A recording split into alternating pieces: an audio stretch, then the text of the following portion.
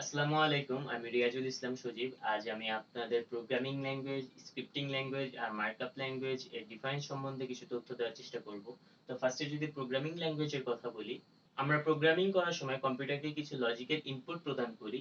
Computer সেই logic অনুযায়ী টাস্কটা complete করার চেষ্টা করে। তো কম্পিউটার তো মানুষের ভাষা বুঝে না।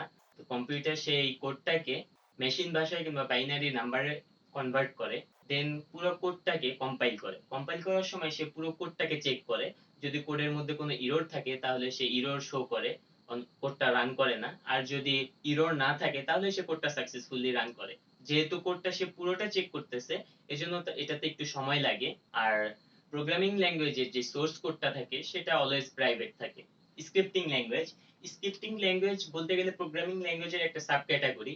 সকল প্রোগ্রামিং ল্যাঙ্গুয়েজই স্ক্রিপ্টিং ল্যাঙ্গুয়েজ, কিন্তু সকল স্ক্রিপ্টিং ল্যাঙ্গুয়েজই প্রোগ্রামিং ল্যাঙ্গুয়েজ না।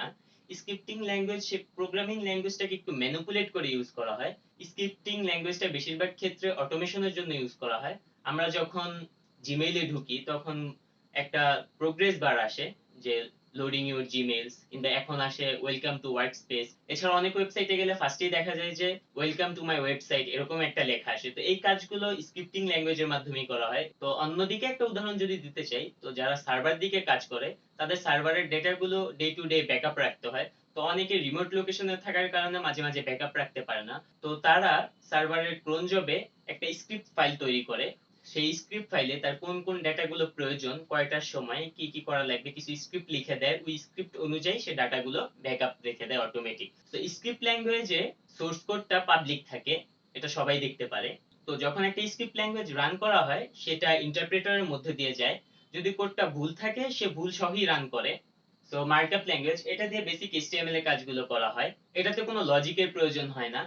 এটা বেশিরভাগ ক্ষেত্রে প্রেজেন্টেশন কিংবা ওয়েব পেজ স্ট্রাকচারের জন্য বেশিরভাগ ইউজ করা হয়। তো আমি এই যে একটা এখানে সামারি লিখে রাখছি যে প্রোগ্রামিং ল্যাঙ্গুয়েজ, প্রোগ্রামিং ল্যাঙ্গুয়েজটা কম্পাইলারের মধ্যে দিয়ে যায়, কম্পাইলার পুরো কোডটাকে চেক করে।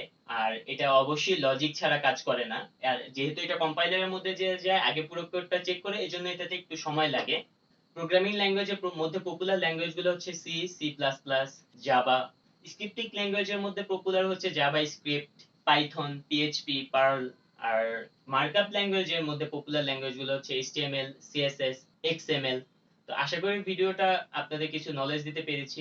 ভিডিওটি ভালো লাগলে লাইক দিবেন, চাইলে আপনার বন্ধুদের সাথে শেয়ার করতে পারেন। তো আজকে এই পর্যন্তই। ভালো থাকবেন, সুস্থ থাকবেন, আর 5 ওয়াক্ত নামাজ পড়ার চেষ্টা করবেন। আল্লাহ হাফেজ।